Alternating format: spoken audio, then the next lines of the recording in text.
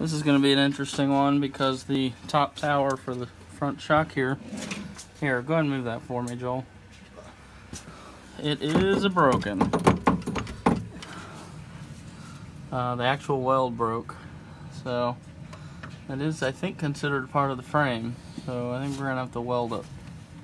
So I think we're getting into Joel's specialty here. So we're going to get this taken care of. Hopefully we'll take some pictures as we go and deal with this issue.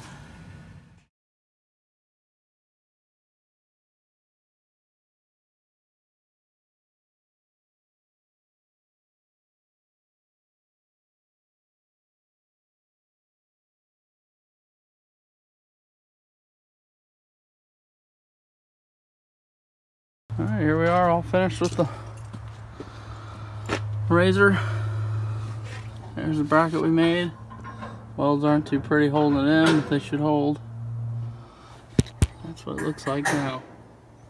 I'll show you the other side.